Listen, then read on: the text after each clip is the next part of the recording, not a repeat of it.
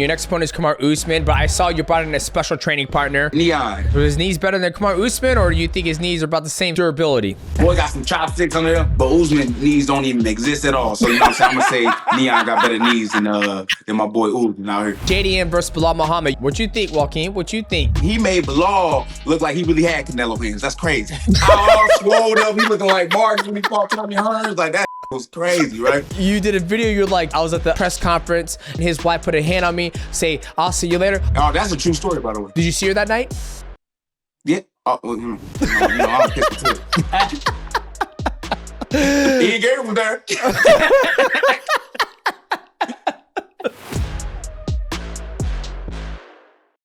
Oh, it's 15-time world champion Demetrious Johnson. You're listening to the MATTRESS. What's going on, guys? This episode of the MATTRESS is sponsored by Prize Picks. Now, Prize Picks is a daily fantasy sports game where you play directly from your phone. All you gotta do is go to your app store, download Prize Picks, and we do that, use my promo code MATTRESS. Cool promotion going on right now. All you gotta do is play $5 in your lineup, whether it be mixed martial arts, NFL, NBA, and no matter what happens, you're gonna win $50 for new signups. Guys, make sure you guys get it in because NBA Finals is going on right now, and you don't wanna miss this opportunity to make the NBA Finals that much sweeter. Shout out to Prize Picks for sponsoring this episode of MATTRESS. Now let us enjoy this chat with my man, Joaquin Buckley. I appreciate that. I love what y'all been doing so far. I love, I'm gonna get right into it. Once you all ready to rock and roll. Yeah, 100. Oh, tilt it up. Okay. No, yeah, I can. I got you. What I'm a little strong, nigga, so I might break this motherfucker. I ain't gonna lie. Is that good right there? That good right there? Oh, God. You trying to get that hat in there, too. I ain't gonna lie to you. I love him. Okay, boys, welcome back to another episode of the MATTRESS, and we're joined by the man, Joaquin Buckley, and his brother, trainer, Edric. My man, solid foundation, take the throne. How you doing? Man, we doing good. We doing great. Good. Thanks for having us. Appreciate for having us. Again, you hear me? Come on. Of course. No, man, I mean, you look great. Your last fight, you fought Covington. Let's talk about that. You fought him, you made him quit, right? I love how each time Colby fights, he's always like, man, I was about to get in his ass. I was like, man, you sound like Pinky from fucking Next Friday. Walk me through that fight when you guys are going out there. It was your first time, was it your first time having a 5-round fight? No, I don't think it was. Yeah, it was. My first, but still it didn't make it that far. It didn't make it there, but it was your first main event. Talk to me about that, yes, man. Sir. I mean, the first main event, I truly believe it was success for us and the team.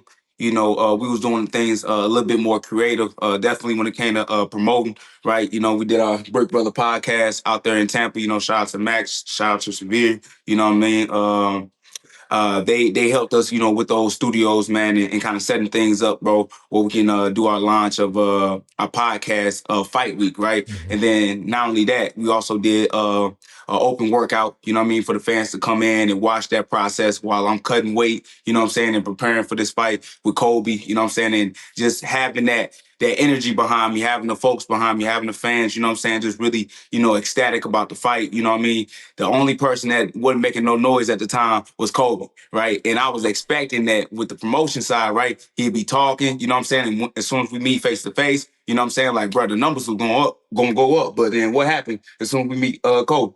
He acted like he couldn't see us. He avoided us. And Chael came over and said something, but Colby wouldn't say anything. And Buck's literally, hey, let's talk now. Let's talk, man. You want to fucking talk? Let's talk. Mm-hmm. And then nothing. He gave us nothing, you know what I mean? But at the end of the day, man, we still put in our footwork, bro. And the fight was a major success for us at the end of the day, Did you think it was going to go that way? Or did you think he was going to put up a little more fight? Did anything in that fight surprise you, right? Because let's be honest, one thing that Colby does do when he does come to fight is he does come to fight. I mean, he's being, Leon Edwards, he's had, multiple battles with Kamaru Usman, who's your next opponent. Did anything surprise you when you guys got an octagon? Anything surprise us? No, that was pretty much. Now we knew we was gonna whoop his ass. If anything, I really wanted to try to stretch out that fight, and I really wanted to see for myself what those 5 rounds would feel like. You know, it's one thing to say like, oh, I can go 5 rounds because I do 10 rounds in the gym, right? Yep. But you know, it's DJ. You know, it's different when you actually get into the octagon and you start to fight, right? But just seeing, you know, where we was at, even in the 3rd round, I was like, man, I'm feeling good, you know. So I'm excited to get into the 4th, right, in these championship rounds. But then the doctor stoppage happened, so that's the only thing that was unpredictable right there. But we knew we was gonna finish Colby at the end of the day. Okay. Well, I'm gonna direct this question to your brother, your trainer. You know, Sure. Talk to me about his growth and evolution as an MMA fighter, right? You've been with him since the very beginning. I remember the last time we had him on the Mighty Cast, he was talking about, you know, I had my brother corner me, and there was a time where you couldn't corner him because you had to work. Like, talk to me about this journey you're on with Joaquin, and now you guys are going to be able to fight, you know, Kamaru Usman, but talk to me about, you know, from the beginning to the last fight, Colby Covington, and now preparing for Kamaru Usman. Man, it's insane. Like literally starting from Finney's MMA to going outside, fighting Bellator, and going into the arenas now. So everything has really changed majorly. Just his patience, his poise. I feel like Joaquin in the beginning of his career knew that he could win with his grit and physicality, and now we're really picking guys apart with our brain. You know, it's all coming together. So the journey has been a long one, but I think we're where we need to be right now. And then how is it? What's your background? So I met Joaquin wrestling. I was one of the older guys on the team. Saw him, just kind of take a liking to him, thought he was a talented kid, and was like, hey, man, we should work with each other. And just from that, we kind of flourished. And then he started doing MMA first, funny enough. He gave me a call. I was like, man, I think you'd be awesome at MMA. And we started always kind of fighting with each other. And one day I just kind of stopped fighting, and I just kept helping him prepare for fights. And I didn't really plan on being a coach. I'm not going to lie. It just kind of flourished that way. It just kind of naturally happened. One day I just kept helping him. And like, I don't know if you know about his situation before he got to the UFC, but basically Joaquin pissed some people off. And young buck, acting like young buck is this. And he couldn't go back to the gym that we knew. So I was just like one of, of many people who would help Joaquin. And he was like, hey, man, what do you think about just you cornering me, just you by yourself? And I cornered him probably 95% of his fights. Anyway. Yeah, like maybe not all of his amateurs, but pretty much all of his pros, besides, me not being able to go out for work or whatever. This time you just solo dolo. Yeah, so now I'm doing like the game plan with him and doing all the training, and it just kind of developed from that. So kind of just by necessity. So it's just interesting enough. And then we just kept winning. Like it was just, like for me, fighting at the LFA level or, on Shamrock or whatever, we just kept winning. So it just was a natural process. Like, I didn't even consider myself really to be a coach at one point. Other people like, dude, you're coaching. I'm like, oh, okay, I guess. But I do want to interrupt my brother, but like, bro, got one of the sharpest minds when it comes to breaking down fighters, right? And then, you got a lot of guys that know a lot of techniques in different forms, but when it comes to strategizing and looking at guys' holes or weaknesses, right? Because unfortunately, there's a lot of people that see undefeated fighters and they just see them as undefeated fighters, right? But they can't see the actual holes that happen until they actually lose, right? And then they be like, oh, I guess this is a regular guy. But he can see the holes in everybody at the end of the day, you know what I'm saying? So yeah, I think for me, I try to watch as much as like for praise, but also for deficiency. There is no such thing as a perfect fighter. DJ, I would consider you to be almost as close as perfect as it is, but we all have little tendencies or holes that we have. And I think a lot of times as fighters or coaches, we fawn over the things that other fighters do that are great, but we don't look at the things that were mistakes in a beautiful performance. And I'm just kind of watching everything. The things that nobody cares about, I'm looking at that too. So that's just kind of the way my brain works. Gotcha. What's your age? How old are you? I'm 33. 33. Okay. You've been with him since day one. Yeah, since the beginning.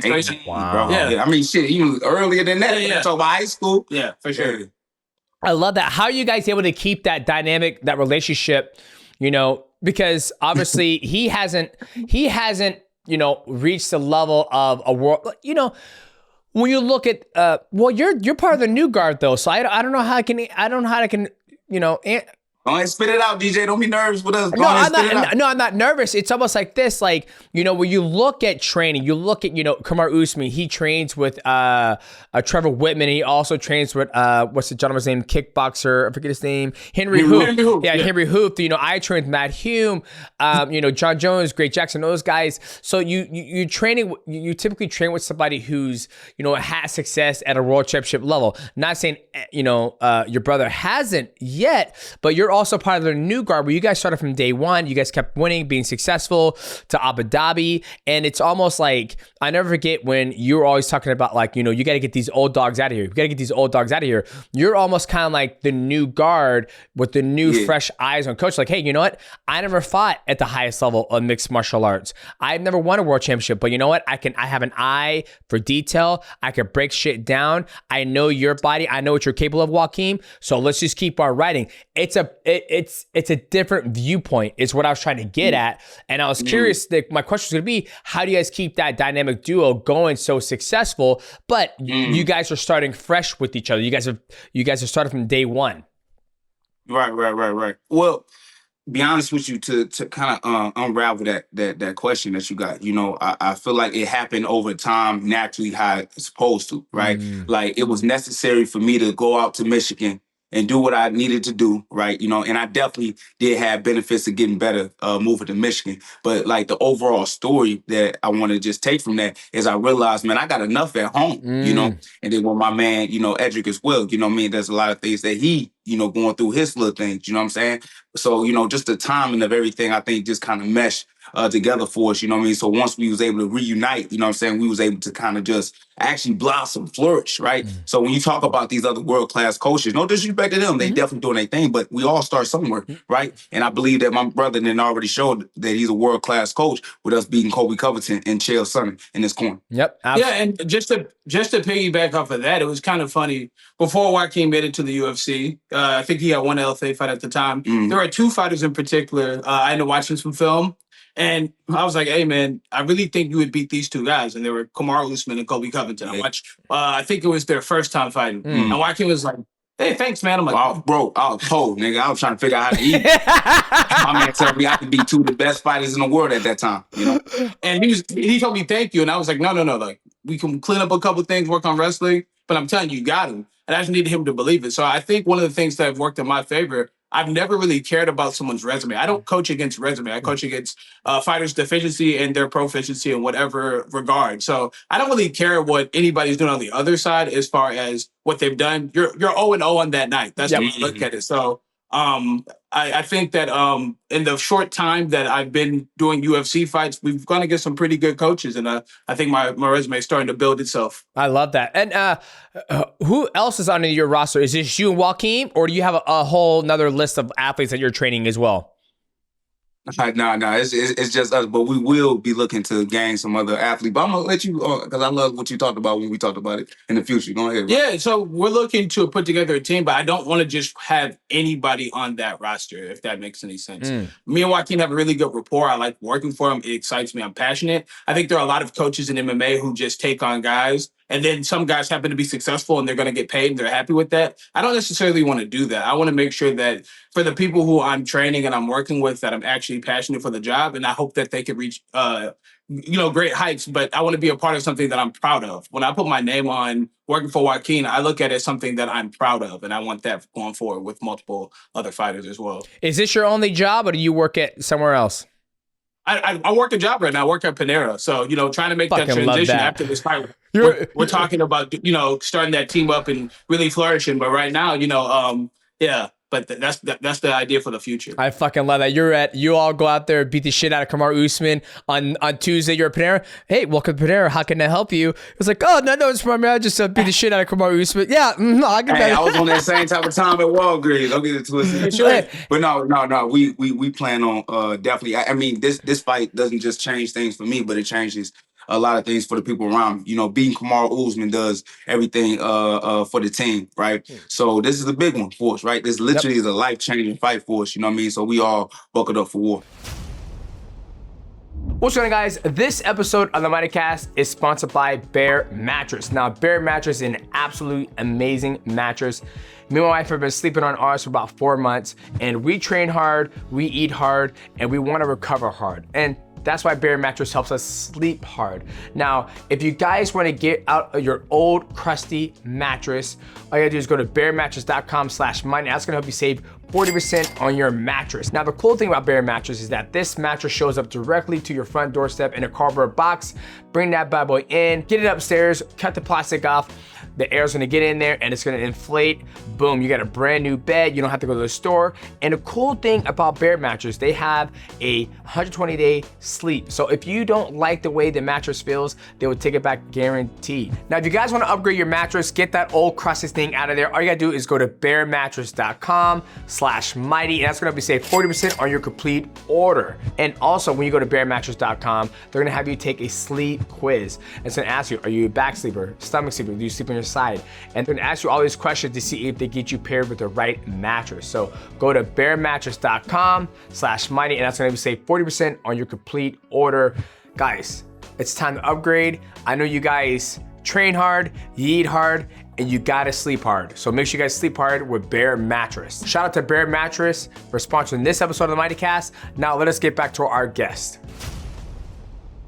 Yeah, absolutely. And no, there was no disrespect whatsoever in there. I love the fact that you still have a day job because as we all know, the money comes when you fight. And when you're not fighting, there's no money coming in unless you're out there making content, which you're doing a great job, by the way, on YouTube doing. And I love the fact that, like, Big Brother Podcast, go ahead, follow up on that. Matter of fact, we got to get you on the show. We gotta get you on the show. You know how to get a hold of me, brother. You know how to get a hold of me. Just dial me. But I love the fact that, like, you still have a full-time job, because I had a full-time job all the way up to my world championship fight, right? And then even then, it was like I was still, trying to find work here and there if I could. But I think it's important for a coach, an athlete, if you're not making that prime time money yet, it's always good to work a full-time job. So there was no disrespect whatsoever. I took no disrespect. Okay, that's why I'll let you know. That's real. Gotta eat. It's part of life. It's one of the things I think Joaquin respects too, because it shows that I really have a desire to do it. It's not just a paycheck. I remember, when we reconnected, I said, bro, I would have done this for free. Like, that's how we started. Me and him just going wherever, me just taking off, putting my, using my PTO to take time to go coach, and then just going back to my regular life, So it's no different today. The passion's still there. I get paid a little better now, but yeah. So I like it. Yeah, that's what's up. Well, when you're getting ready for your next opponents, your next opponent is Kamaru Usman, but I saw you brought in a special training partner. I believe his name is Neo. Neo, what's his name? Neon. Neon. Talk to me about that. I felt like he was a good training partner to get you ready for Kamaru Usman. You say you want to get intimate with them. Talk to me about that consecration. That body-on-body connection. Yes, you know what I'm saying? There it is. I ain't gonna lie. He look. This is why I tell people all the time: all work is good work. You know what I'm saying? Like, was he the best quality work? No, but at the end of the day, he still showed up, showed out, came to St. Louis, showed us some love. You know what I mean? And put us in front of a lot of great, new audience. So nothing but love for that kid. You know what I'm saying? Hopefully he come back out to St. Louis. Hopefully he comes to the fight June 14th. Well, how was his knees? Were his knees better than Kamaru Usman, or do you think his knees are about the same, same durability? Okay, look, I'm gonna say it like this. Boy got chopsticks. Boy got some chopsticks on there. But Usman knees don't even exist at all. So, you know what I'm saying? I'm going to say Neon got better knees than my boy Usman out here. Gotcha. Truthfully. Okay, let's get to this fight. Finally, you get the opportunity to fight Kamaru Usman. You've been angling for this fight, and I got nothing for Kamaru Usman. I remember when I saw him in Vegas. Was it Vegas or New Orleans? I made a comment about his knees. He goes, "My knees are fucking old." I know they are, but you know what? I still got gas in the tank. You finally get in this fight with Kamaru Usman. Talk to me about like the mindset going into taking on a former world champion, an old guard, right? Because let's face it, he is on the older end where he's on his way out, but he's still dangerous, still athletic. He's still good. He still could put up a great fight. His last couple of fights, the great fights were, Hamzat, and then Leon Edwards. Talk to me about you getting ready for this fight with Kamaru Usman. I mean, the only thing we've been training is just attack the, you know what I'm saying? The Lord had it, to be honest with you. we gonna ban that little half. Boy, it's gonna be crazy. It's gonna be wild, you know. But no, just in all reality, man. This dude right here, bro, is a future Hall of Fame. Yeah. You know, Kamaru Usman is the type of fighter that, you know, that once you step into the cage with, you know that you finna fight greatness, right? But in my reality too, I'm that same person, right? I want to be known as somebody great. I mean, when I talk to you, like I want to be, you know, on that Mount Rushmore with you. You said, then do it. You know, like this is the person that's gonna get me to that position, right? This is the person that's gonna get me to that place of where we trying to go. So with that being said, man, we just been training for war, you know. So we expecting the best version of Kamaru Usman, and I'm looking forward to June 14th, putting my man's lights out.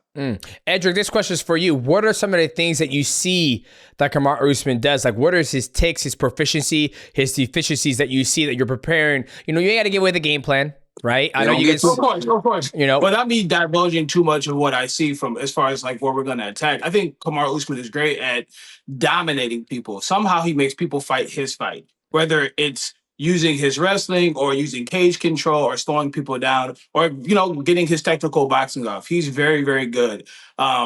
Great, you know, one of the greatest welterweights of all time. So I think that he has a great ability to make people fight his kind of fight.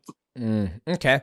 And when you say, like, what is his thing that makes him dangerous? Like, for me, I would agree with you, but I think it's his ability to wrestle people and slow them down, right? Obviously, when you fought Colby Covington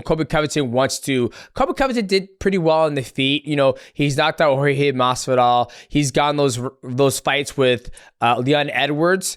But I feel like the biggest thing for him is, like, it's his wrestling and his durability.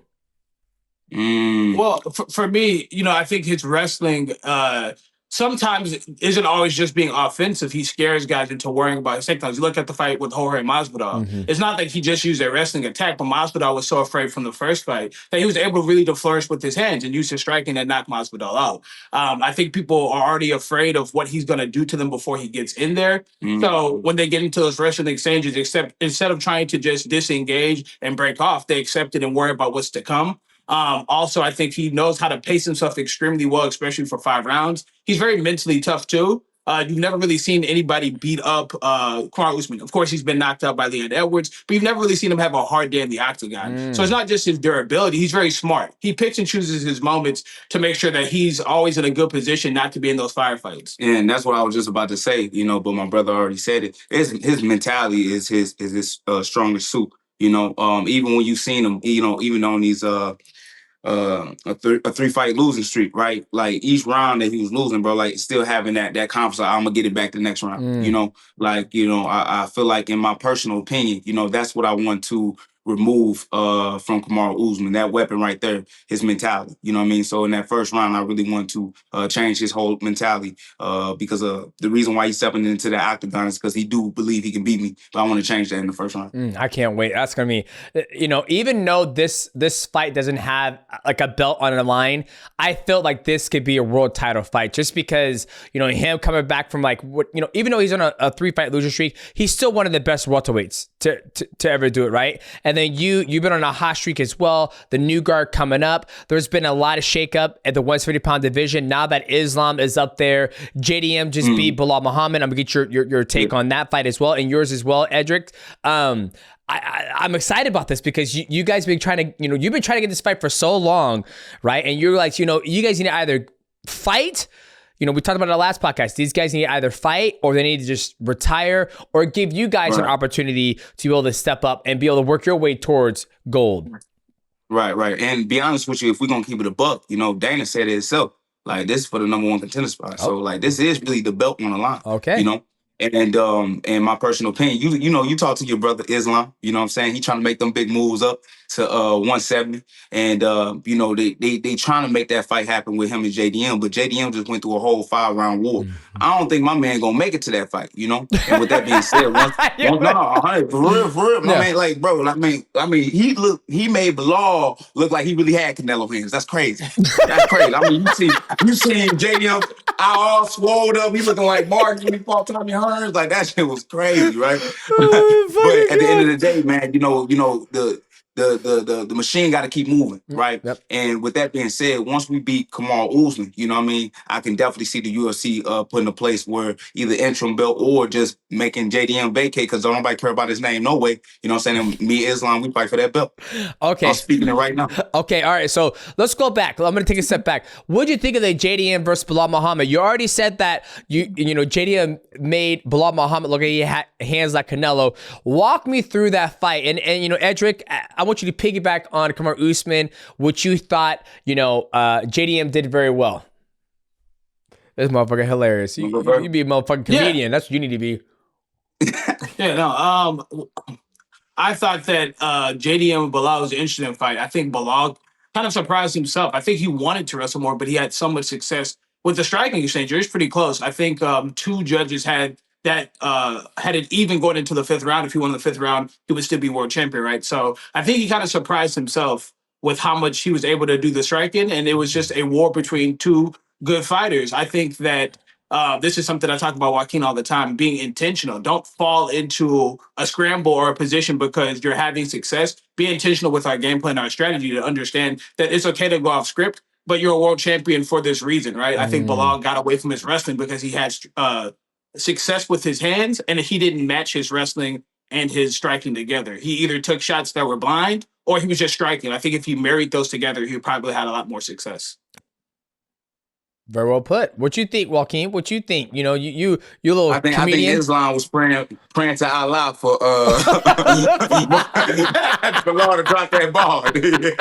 I fucking love this dynamic duo. It's like you have your coach and your brother. He is like, you know, I think it's a very sophisticated fight. You know, he did very well and da da da da.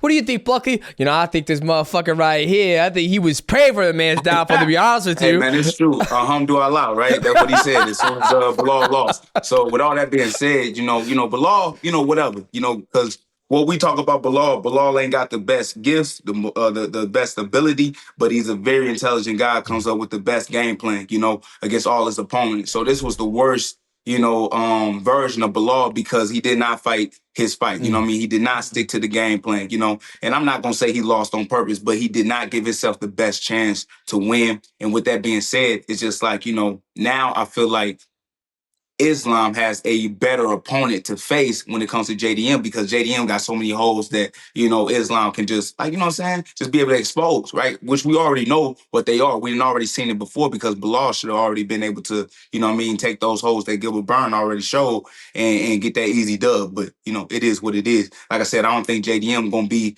even prepared to fight for another, 7-8 months, to be 100 with you. Yeah, I think if they were to do it, like if let's just say like they were to do this, I think they do this fight in potentially November because what we're at right now, we're in June.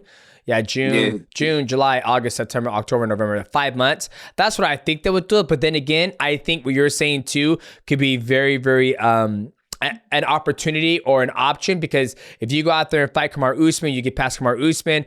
Islam is ready. He's healthy. He's at 170. And then JDM, who knows what damage he took in that fight. You know, he's going to at least need another 2 months to heal. That boy going to sit on that thing for a year. Yeah, so he sits on it for a year. Then it could be potential Islam versus Joaquin Buckley, especially since Dana White does make promises. Sometimes he can't keep. But I think you and your brother will be able to keep him, hold him to that promise if he said this is for the number one contendership spot. 100%. Keep it real, Buck. What do you think of Islam not fighting Topuria? Like, what's your take on that? Is he ducking, or is it a legitimate move for his legacy? No. It's a legitimate move because my thing, how many 145s you gonna keep beating up? You know what I'm saying? Like, come on now. You know what I'm saying? So you know how he did that, right? He already took that pound for pound spot from my boy Volkanovski. So his only option is to move up and really challenge himself if he want to, and that's at 170. And I think too, like to piggyback on what you said, I mean, if he fought, let's say he fought Alex Volkanovski, he beat him, right? And Alex Volkanovski, you know, credit to him, before he even got the opportunity to fight Islam, he cleaned out division. I mean, you look now, you know, he's about to fight Yair Rodriguez again for his belt, where you have, Mavzar, who's on like a 20-fight win streak, never lost, and he's like, I will get a title shot when they give it to me. And so for him and then he fought Volkanovski again, beat him. It did nothing for his stock. He was like, I keep beating up the smaller guy.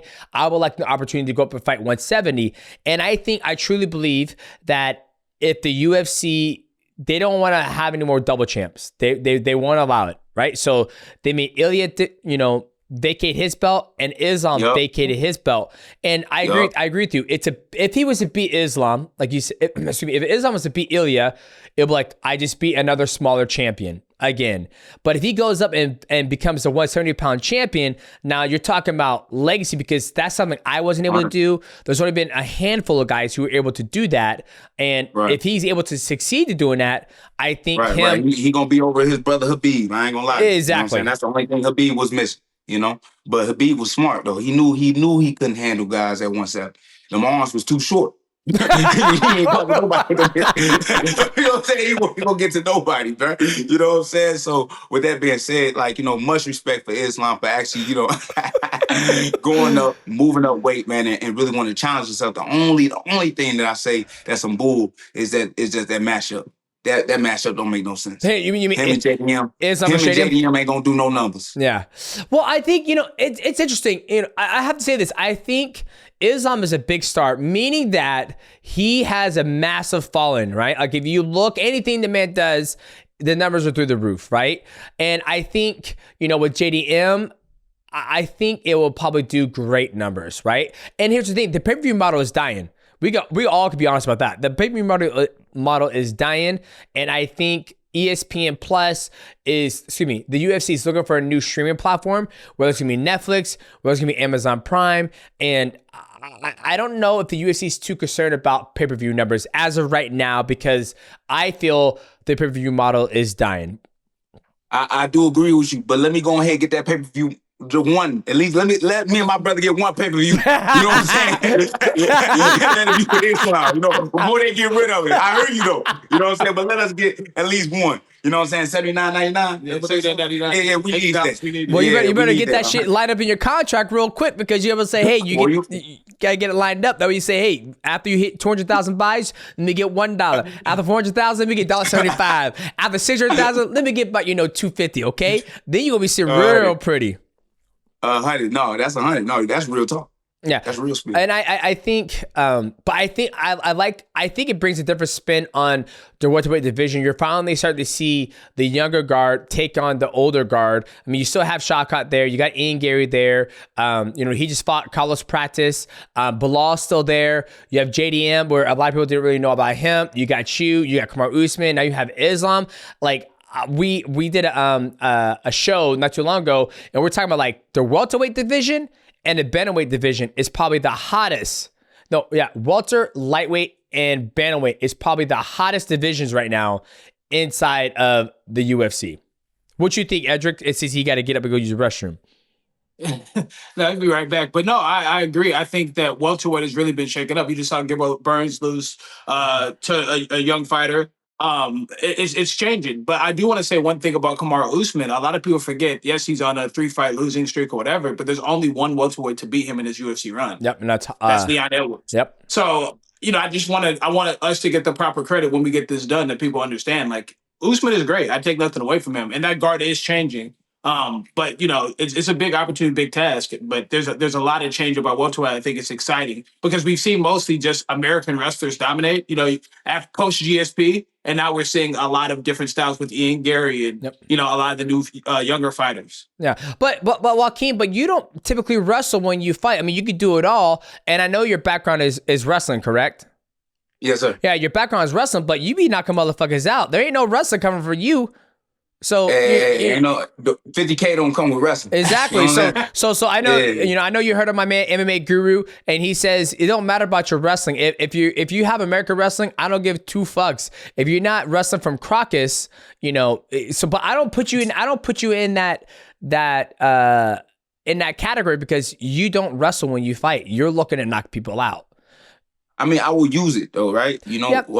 Perfect example when we fought Wonderboy. Like if me and Wonder Boy was just standing up on the feet, boy, he probably would send me to the king. I ain't gonna lie to you. You know what I'm saying? Like that's Wonder Boy's specialty. Yep. Like why try to fight somebody, in their specialty? You know what I'm saying? That's why when Alex Pereira was doing what he was doing, I was like, y'all niggas not wrestling him. Y'all crazy. Y'all right? But regardless, though, we use all our tools to set up to get the knockout. You know what I'm saying? Yep. So whether that's, using that Greco clinch, you know what I'm saying? Whether that's using that good old folk wrestling, whatever we got to do in order to set up that knockout, that's what we finna do. Love that. I want to switch gears real quick.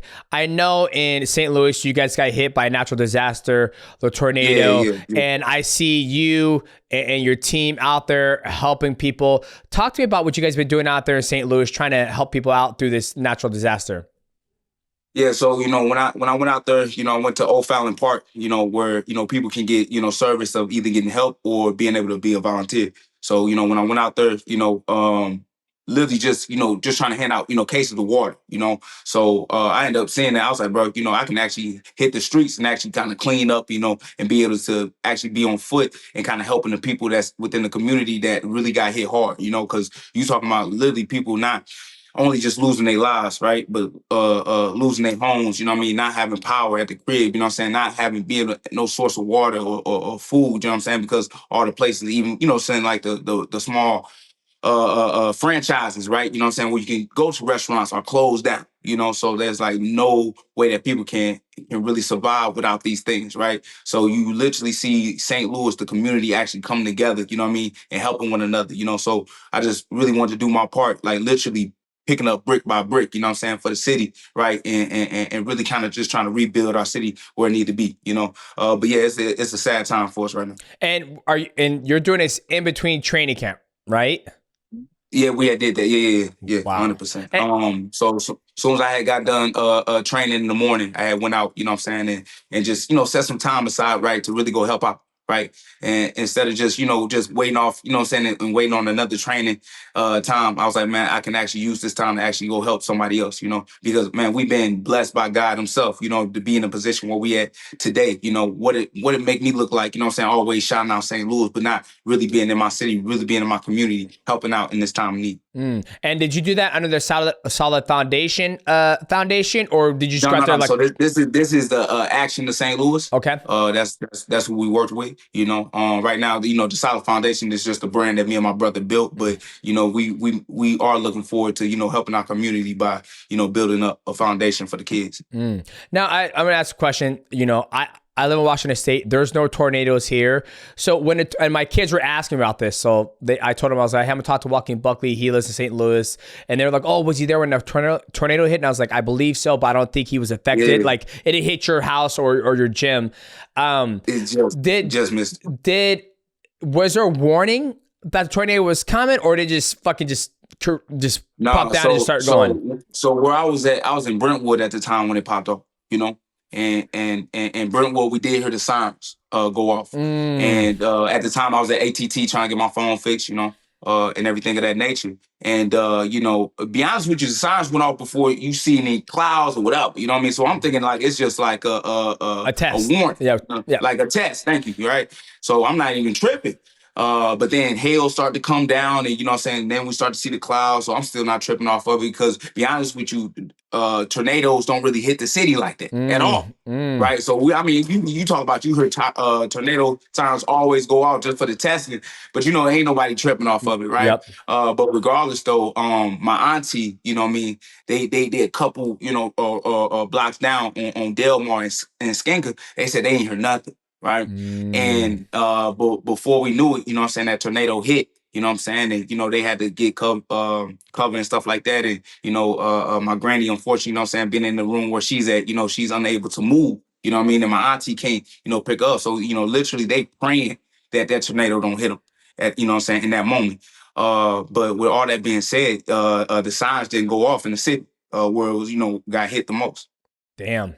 Well, God bless that everybody was safe in your family. And I respect that you're taking time out and help out your city in St. Louis, because a lot of athletes, they claim their city, but when it comes time to actually make a donation or get out there and put, pavement to rubber to the pavement, they're like, nah, I'm not going to touch it. So shout out to you, especially doing it in one of the most important training camps of your life. right? Because there's a lot of people like, nah, I'm in training camp. I got to make sure I'm 100. I want to go out there and shine for the city, but I'm not going to help pick up the city.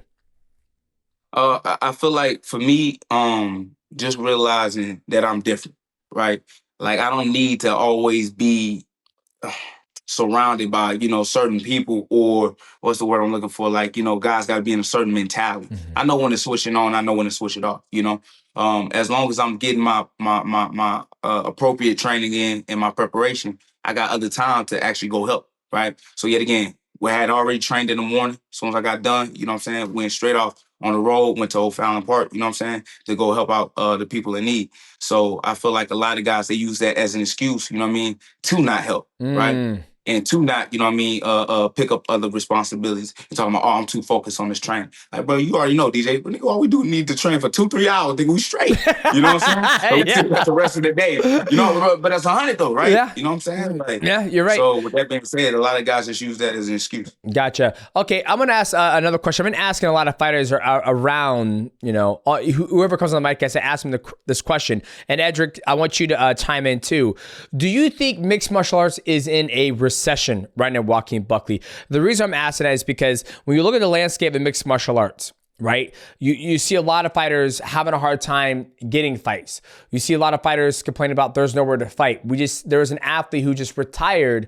I believe he was fighting for the PFL. He says, I refuse to fight for pennies. I refuse. There's just nowhere else to go to make big money. So there's a lot of athletes out there who are saying that, mixed martial arts is in recession. I talked to Sean O'Malley. He says, I ain't no motherfucking recession. I'm still having a hard time trying to spend my last check three fights ago. Right? So what's your opinion? Do you feel like mixed martial arts is in a recession? I'm gonna say this, for me, I'm not in no recession either, but no. But hold on. But they make me work for moms. You understand what I'm saying? Yeah. Like we eat, but I gotta go hunt and kill. I can't talk about that boy Sean O'Malley. I don't know how many times he fought. Yeah. And what, last year? Probably one time? Yeah. And he was able to eat. That can't be us. So if we only fought once, then we'd be in a whole recession. But other than that, though, I feel like I've been blessed with the opportunity from the UFC to keep fighting, right? And I believe, with my personal opinion, that's only because of the fans, right? And my fighting style, that they want to see me every single time I step in that cage. So I'm always making the UFC good money, you know what I'm saying? And the numbers always go up when I step my foot into that octagon. But with all that being said, I'm definitely looking to get, what I'm worth. And beating Kamaru Usman is definitely gonna lead to that good paycheck. What'd you think, Edric? I think it's an interesting question because I believe MMA has just grown so vast that, like, I remember I've been watching the UFC since like 2003 or something like that, maybe 2002. And I remember when I would watch fight cards, I would know everybody on the card. Maybe if there's like a replacement, I wouldn't know. Now there's to the point where I watch the prelims, I usually don't know who those guys are.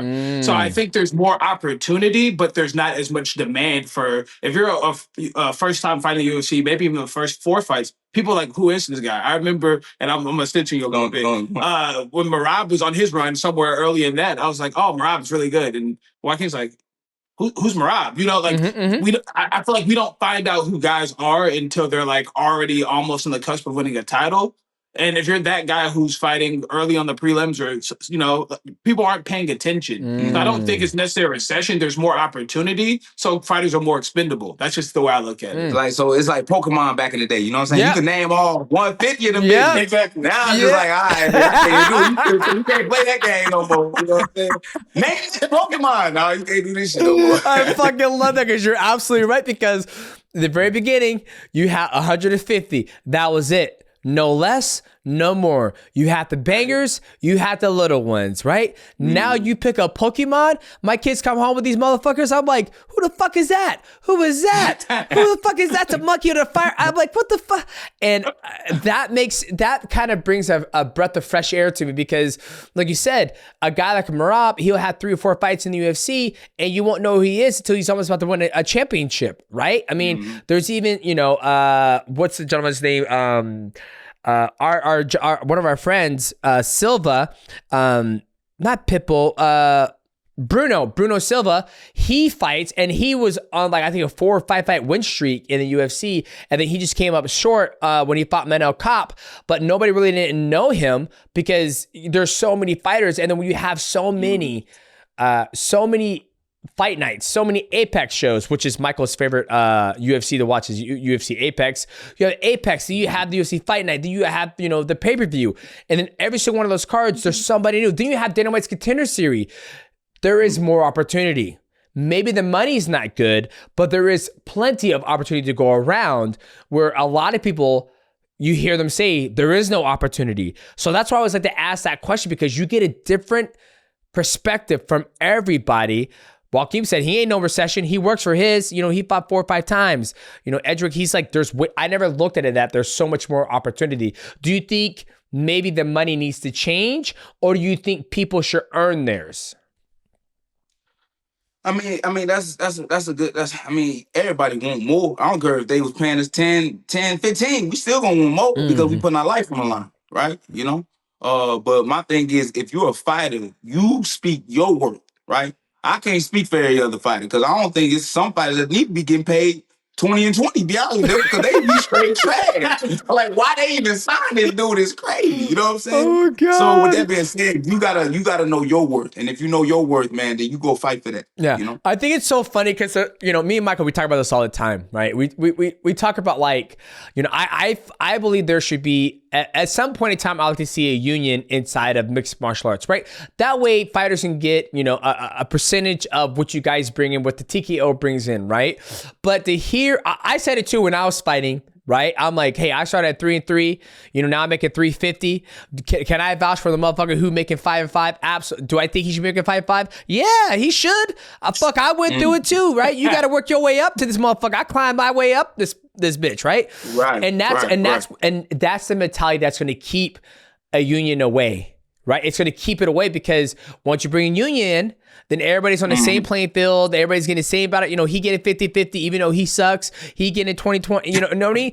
And I just, when I used to work in construction, we weren't unionized. And then there was a buddy of mine, he worked construction and he was in a union. And he said he absolutely fucking hated it. He goes, this guy doesn't do half the fucking work I do, and he's making as much money as I am. So I think in a fighter's mindset, it's like, okay, Joaquin Buckley, he's world champion. He got the girls. He got the girls. He already had that life before. We ain't going back there, okay? All right. He got the cars. He's got the money. People are showing up to see him fight. Right? And then you have, little Johnny in this spot. It's his first time in UFC. How can we vouch that he should make $250,000, right? How can we vouch that he should be making 150, 150? Right. It's a hard problem to solve, but it is a hard problem, but I'm going to tell you this right now. And this is my personal opinion. UFC, please don't get mad at me for saying this. I think they signed too many people. Right. And even though we got blessed in the COVID era, right? You know what I'm saying? With me just working at Walgreens, my brother just being my coach at the time, right? We didn't have no gym. We wasn't working out nothing. We was outside in the park with it, right? I still got the blessing and got signed into the UFC. Yep. Where do you hear that at in any other sport? You ain't gonna hear about it. Nowhere, right? But yet again, they didn't know who they had, who they signed, right? But I think it's a little too easy to get into the UFC. Now, hold on. The only backfire is hard to stay in this bitch, right? That's one thing, right? But it's a little too easy to get in here. And I believe if they made it harder to get into the UFC, that's when you see guys really making the money that they should and deserve. But right now, it's just too many people. But I think I think you were just special, right? Like it's a gamble. Right, it's a gamble. You sign, if you was like, hey, I'm going to sign the best. Well, I'm just going to sign the best of the best. You just never know. But he's like, hey, you know what? You're working at Walgreens. Your boy's working at Panera. I'm going to take a roll. I'm going to roll the dice on this guy right here. Holy shit, it was a great dice. It's like me. I was fighting in Alaska and I knocked the guy out with the head kick. And they're like, I'm going to roll the dice on this guy, right? I feel like, and I think the reason why they have a lot of more athletes on the roster is because they have so many shows. Right. I mean, like there was no fight. I mean, there's one every single weekend. So I think they need to have the amount of people on the roster. And I do agree with you. It is hard to stay there, but you're the first person I ever say it's easy to get in this bitch. It's easy to get to the big show. I've never heard that before. You're the first person to ever say that. I would agree. I think mixed martial arts is the easiest sport to become a world champion, but I've never heard anybody say it's easy to get to this bitch. I was working at Walgreens. I got to this bitch. Hey, I'm like, even though we lost the K, I was like, dude, that's niggas both me.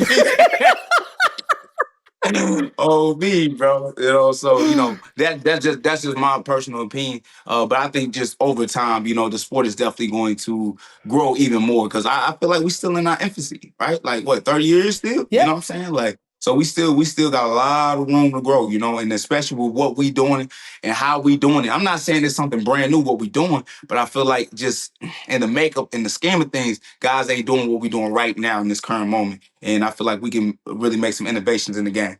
What do you think, Edric? Like, what do you think? So you've been there from the beginning with Joaquin Buckley, and for you to bring it at the time when the time comes, you start bringing in new athletes, you know what it takes to get to that point where you start to make good money, right? I was talking to Sean O'Malley. I forgot to ask him this question. And Sean was like, when I retire from fighting, I want to help the next people in my gym get to that point in mixed martial arts where they can start making big money. But we know how hard it is to get there, right? Like, do you ever worry about training the next guard after Joaquin Buckley, where it's like, all right, guys, here we go. Your first fight, you're gonna be making, $2,000 a shoot, $2,000 a show, $2,000 win. Like, are you okay going through that journey with another athlete? Joaquin's already there. He's making good money. Are you willing to go through that journey again? I know, I feel like for Matt, he's been doing it forever. For a very, very long time. And he told me, I think it was in the middle of my title reign, he goes, once you're done, I'm done. I'm not going through this ever. I don't want to go through this ups and downs. Yeah. Are you willing to do that again with a brand new, protege? I'll let you know. Yeah, absolutely. It'd have to be the right situation to make sense. Like I said before, I don't just want to take on anybody. But at the same point in time, to piggyback off Joaquin said, I don't think it's as hard as what everybody thinks. I think you just have to work to be really good, be consistent, and be smart in your training. As far as the ups and downs, that's a part of any sport. I think if you want to be a mixed martial artist, getting into it for the money is probably the dumbest reason. You should have picked another sport. You could have played baseball, basketball, football. Young fighters come to me all the time and they'll be like, what's number one advice? I'm like, if you don't really love it, if you don't really love this sport, just quit today. Yep. It's not worth it. You have to have a passion beyond just money. Of course, you want to turn this into a profession and be able to feed your family and do all that. But DJ, I'll piggyback and just ask you a question. How many guys have you trained with at a particular point in time who didn't make it? We know more guys who did make it than did. Yeah, I don't forget. I was training one day it was in Vegas, and I never armbar anybody off my back. Never, ever. And I was on my back. I was going to throw an armbar up, and I caught the guy in the armbar, and he was in the UFC. He was ranked 8th. I was like, what the fuck? I was like, I don't know what these motherfuckers don't know how to rank motherfuckers. I can't remember. It was a while ago too. I don't think he's still in the UFC anymore. But yeah, there's been a lot of people that I've trained with that have never made enough money to buy a house or even to pay to buy a car, right? And that's just the nature of the beast. I mean, the machine makes so much money where maybe 10% of the athletes might be able to make enough money to buy a house or it's a tough sport. I don't want my kids doing mixed martial arts just because, like you said, if you don't love it, don't do it. Do not fucking do it.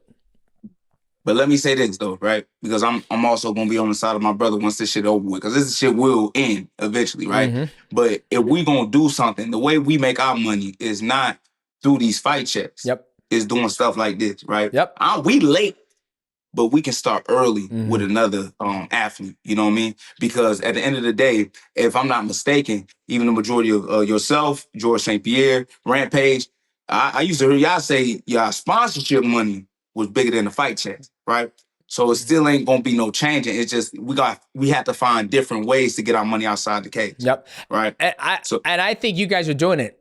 To be honest with you, I think starting the podcast, starting the YouTube channel, building your brand, the solid foundation, all that stuff, and the gym. And we're gonna actually, and I don't mean to cut you off, but we're gonna send you some solid foundation merch, man, because you definitely a brick, man, putting us on and allowing us to, be on your platform as well, man, and really getting the word out, because I think it's so important. Like I said before, you got to put yourself on, right? Yep. And fighters, right? Uniquely, you know what I mean? Sometimes I feel like we rely on other, media outlets, whatever, you know what I mean, to kind of put us on. But bro, we are the people that they want to watch. And I'm talking about the fans, you know what I mean? Yep. So when you talk about, you can come directly to the source, right? Because now we got our own cameras and mics and, editors and all the other stuff. People gonna come to us and not, go to other media outlets with, yet again, they're not trying to see them, but guess who's making the money? Right? Yep. They. Yep. Well, like I said, now we can turn around and do it. I've always been a big fan. Even after we vibed out in St. Louis when I came out there, and me and Michael were talking about, man, we should do a Mighty Journey. I was like, dude, we should go to St. Louis to do it. And I was like, man, the time thing isn't gonna work out, but I could always go there. But ever since I talked to you and we were, vibing out, and then you're fucking hilarious. You're a comedian, and I love the fact that and I told Michael this, as a fighter. And for me, being 5'3", 135, 145 pounds, there was nowhere in the world where I was going to be able to make six figures by whooping somebody's ass. There's just, I worked at Taco Bell, I worked at Parkland Putters, I've hung gutters, I worked at a construction plant, and that shit is hard labor. I mean, you work 8 hours, and then after 8 hours of work, you go to the fucking gym, you work out. It's hard labor. So the mindset for me is if I can fight somebody and make a load of money, I'm going to do it. Whether when you compare it to other sports, basketball, football, baseball, we don't make even a fraction of what they make. But to hear you say you had that dog and you're like, I used to work at fucking Walgreens and my boy used to work at Panera. We try to make a fucking difference. I ain't worried about him. I'm gonna try to get mine. I can relate to that because I was there at one point, and I love your story. And that's why I think we vibe out so well. And then you talking about fucking short arms for Khabib and shit. You definitely got to make that a short clip for sure. Okay, I ain't gonna take too much of your time, Joaquin Buckley. What is something the fans could look forward to seeing you do? I know you got the Solid Foundation, you got the the Brick by Brick podcast, you got the collaboration with Neo. This is your opportunity to let people know how they can support you, where they can follow you, what they can look forward to, man. Well, I just thank you for having us on your platform. But, any other fans out there that's watching this, y'all can always go follow me on New Manson 94, as well as my coach.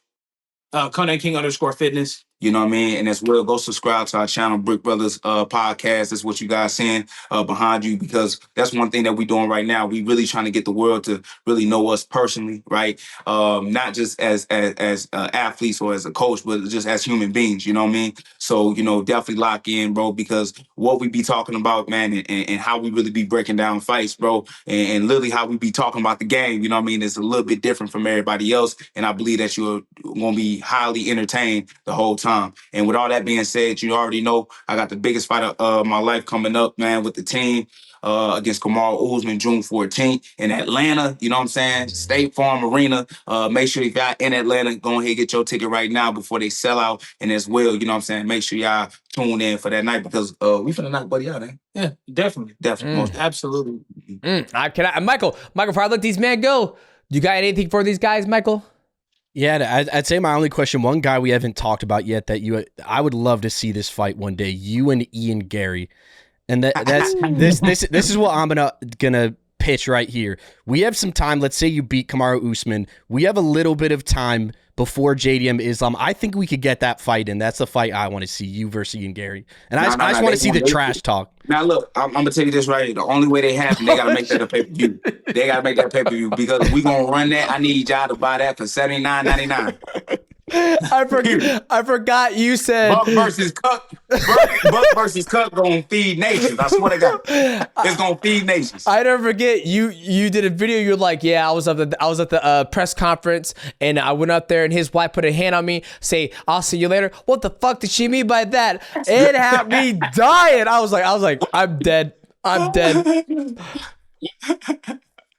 Hilarious. That's a true story, by the way. Did you see her that night?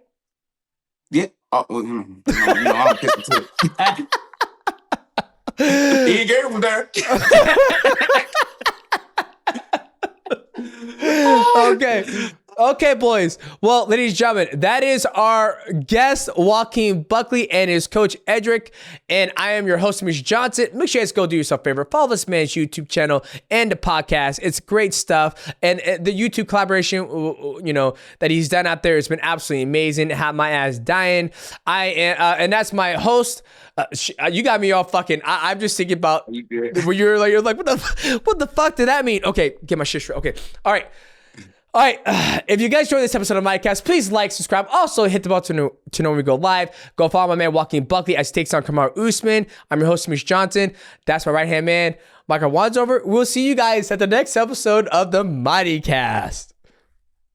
You motherfuckers are wild. You know that? You motherfuckers are too wild. Appreciate you, man. Oh, he had me trapping on my words, man. I couldn't get my shit straight. Okay, here we go. In 3, 2, 1. What's going on, guys? Welcome back to another episode of the MATTRESS, and we're going to recap everything we just went through with our guest. And our guest was Joaquin Buckley and his coach, brother Edric. And if you guys didn't know, this is part of the episode we call the Mighty Recap. So first off, this motherfucker can be a comedian. He's absolutely hilarious. I always love chatting with him. I always love vibing out with him. And when he said that at the very beginning, it was just him and his brother. He was working at Walgreens and his brother was working at Panera, and they're still together. They're still grinding. They're still trying to take the throne brick by brick, solid foundation. It warms my heart. And the fact that he said it's easy as fuck to get in the UFC. What'd you think about that, Michael, when he said it's easy as hell to get in the UFC?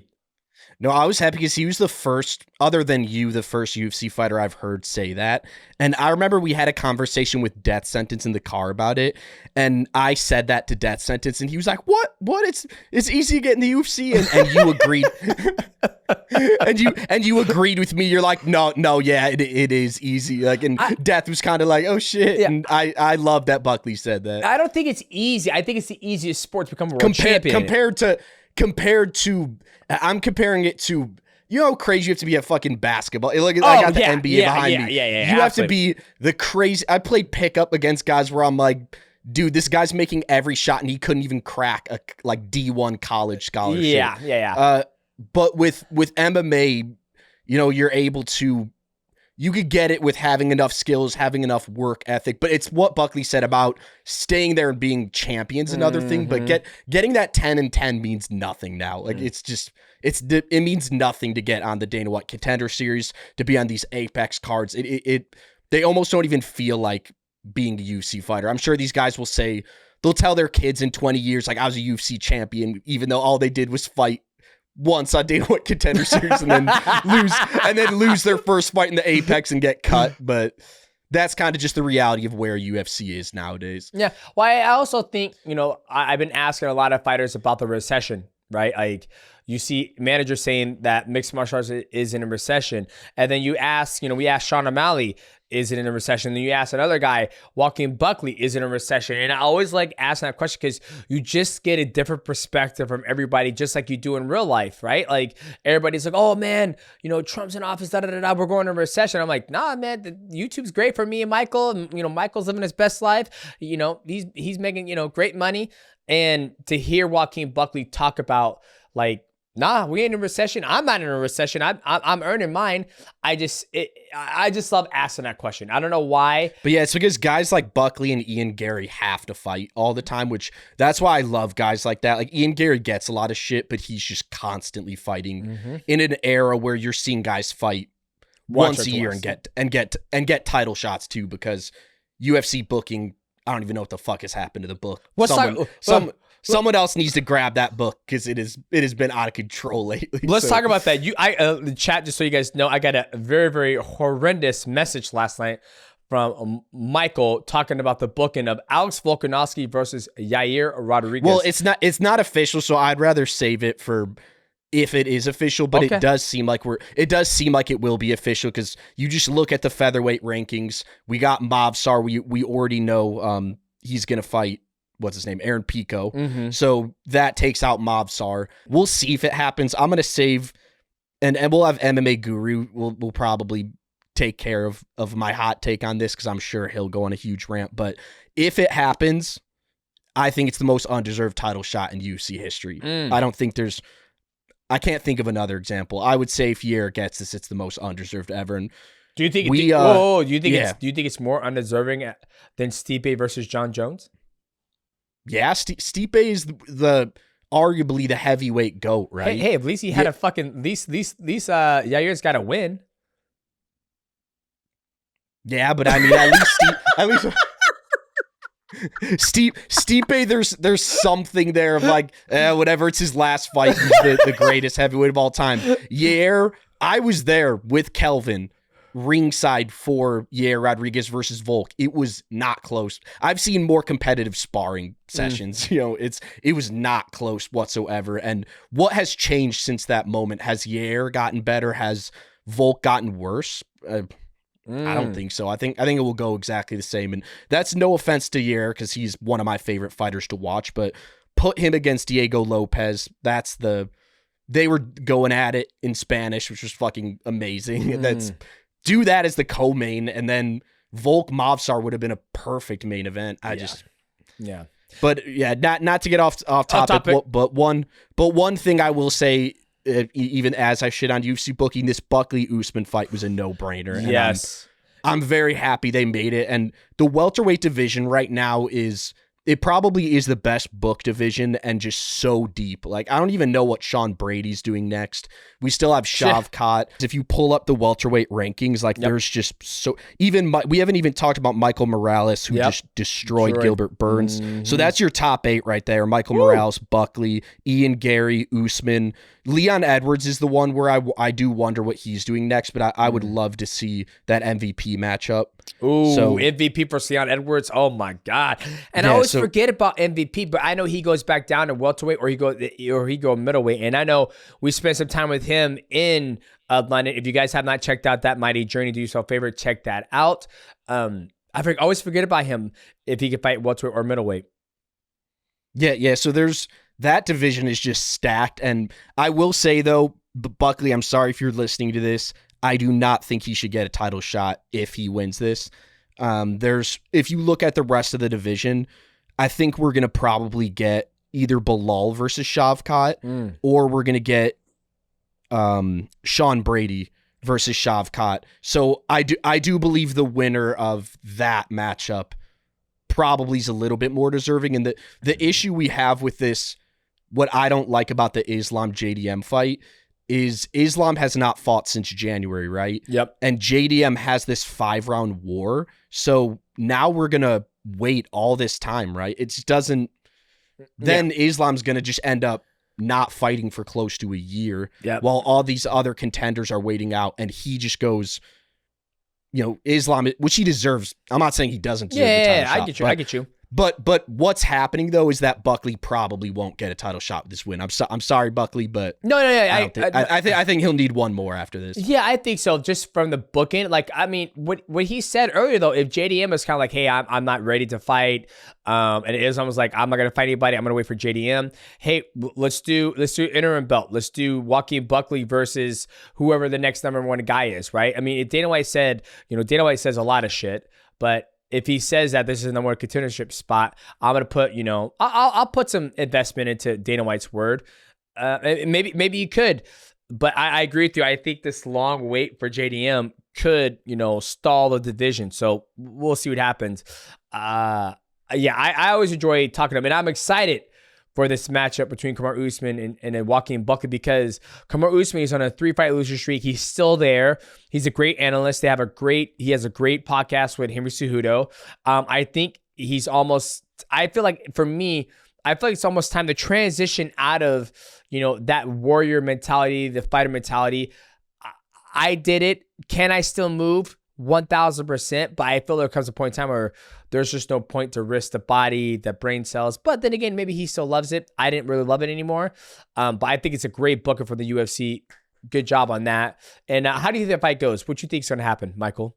Yeah, I think Buckley's got it. I do want to pull up the odds and just take a look at who's going to win. But the one variable is that Kamaru Usman looked so good on a last-second 185 fight against Hamzat the last time we saw him. So, like, there's part of that Kamaru is still there, right? Like, Yep. It's Yep. somewhere, even though we all laugh at the seeing him walk or anything like that clips, but it's but when he's in there, it does not look like dude, look what Khamzat just did to Whitaker. Yeah. And that those knees did not stop him from fighting Khamzat extremely well at short notice. So yeah, I pulled up the odds. This obviously these odds will change as we get closer to the fight, but Buckley is minus 265. So that means he's an implied basically 2.5 favorite. So it is tough. I just think he's the legend killer, right? He's kind of taking that Randy Orton gimmick.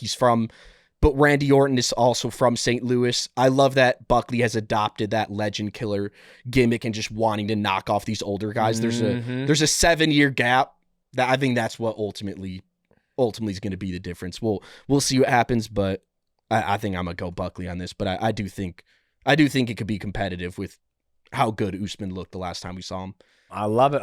Will the young man, Joaquin Buckley, take the throne, or will Kamaru Usman stay on top, and break that 3-fight loser streak? I don't know. I'm excited to watch it. But boys, did you say your prediction? Because we're not doing a final prediction, so you might as well. Oh, so my predictions, I think Joaquin Buckley will beat him. I think if Joaquin Buckley can keep use his athleticism, use his speed, his in and out, attack the lower half, the legs, I think he can end up knocking out Kamaru Usman. Just because as you get older, shots when they land, they put your lights out, and he's been knocked out before, and he's knocked people out before. But I think as long as Joaquin Buckley keeps on using his athleticism and his strength, he's a big fucking dude and strong. I think he should beat Kamaru Usman. So that's my take. Joaquin Buckley, and my man Michael Wansover has Joaquin Buckley. Will Joaquin Buckley take the throne, or will Kamaru Usman break that 3-fight loser streak? I don't know. We'll find out. But boys, if you guys enjoyed this episode of the Mighty Cast and the Mighty Recap, do yourself a favor. Please like, subscribe, and also hit the bell to go live. And make sure you guys go follow Joaquin Buckley, his Brick by Brick podcast, and Solid Foundation clothing line. Support the man. I want to see him eat good. I want to see everybody eat good. And I hope you guys are eating good with all the content that we're pushing out to you guys. I'm your host, Demetrious Johnson. That's my right-hand man, Michael Wansover. We will see you guys in the next episode of the Mighty Cast.